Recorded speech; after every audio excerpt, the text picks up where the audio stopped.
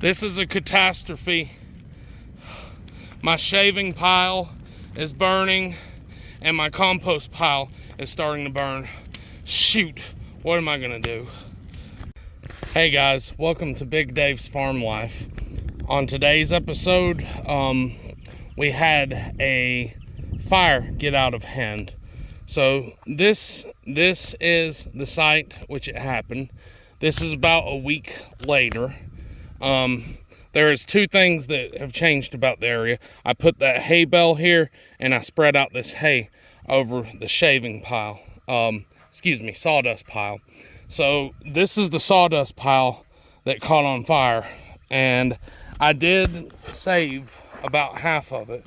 See, there's still a good bit of sawdust there, but also I lost about half of it.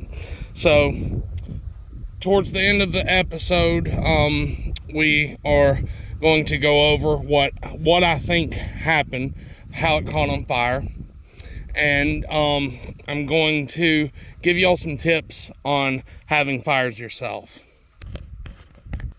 So first, let's go over what even happened. So we had a brush pile right here, and I had set that brush pile on fire. There was also a brush pile over there. So me and my buddy, we started this fire over here, and well, you know, time is limited. Time is a limited resource. So I was thinking I would start two of these big fires at the same time, since they are, you know, within distance of each other where you could easily see both of them. And I was going to sit here and watch both of them burn. Well, we started this fire over here, and it was going good. So we went down there. We were there, it may have been 5 minutes between starting this fire and getting it going, and then we went down there to start the second fire. Well, before we even got the second fire started, we looked over and this whole area was on fire, and part of this manure pile over here was on fire. So I went and got the IBC tote with water and poured a bunch of water onto the pile, and thank goodness we were able to get it under control. But like I said, towards the end of the episode, I'm going to go over what I think may have happened and what I could have done differently. Alright guys, I'm just showing y'all the results of what happened. We got a bunch of water, we got an IBC tote, got a bunch of buckets and some wet towels, and we got a good bit of the fire smothered, I believe.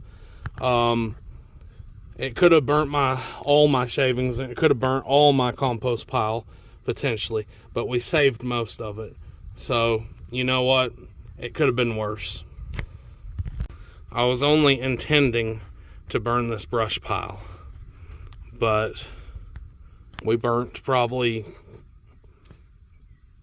a third of the shavings and just a little bit of the compost pile, and that was the thing I really was worried about. So barely any of the compost pile burnt. Like 98% of it is still there, so that's fine. You know, could have been a lot worse. So this is the result of the fire getting out of hand last night. Over there was where the original fire was. This was a sawdust pile that I was going to incorporate into the compost pile. Let's go and look at this over here, shall we?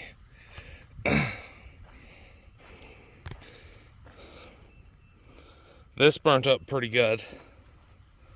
It's just a shame that it spread over there. Just getting y'all a different angle. And there's the actual burn pile. Alright, well, pouring water over it by hand did not work.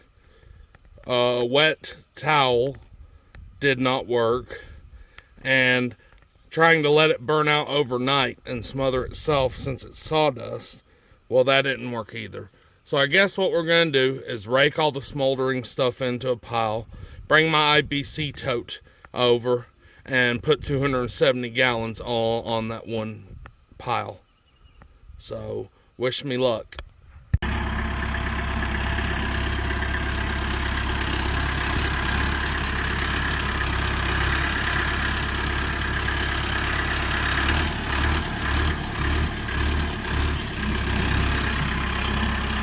Alright guys, so I hate to say this, and I hate for it to be like this, but I've narrowed it down to one of three things as to the reason why the fire started. Reason one was it just went across the ground, burning the dry vegetation, okay? Reason number two, it could have started, perhaps there was a trail of sawdust from here over here. And reason number three, it could have been an ember that kind of floated in the air, landed on the pile and set it on fire, because that sawdust was very dry. So I hate to say it like that, but that's what I've narrowed it down to. So what could I have done differently to have prevented that? Okay.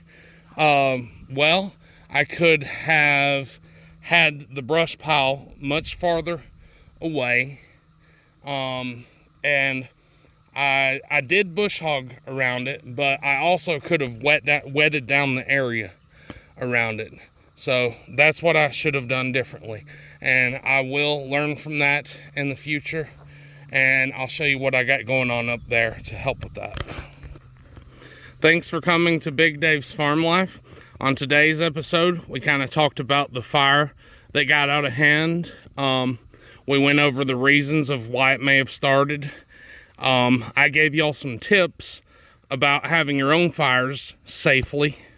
And you guys, thanks so much for coming. And remember, keep the dirt on your hands.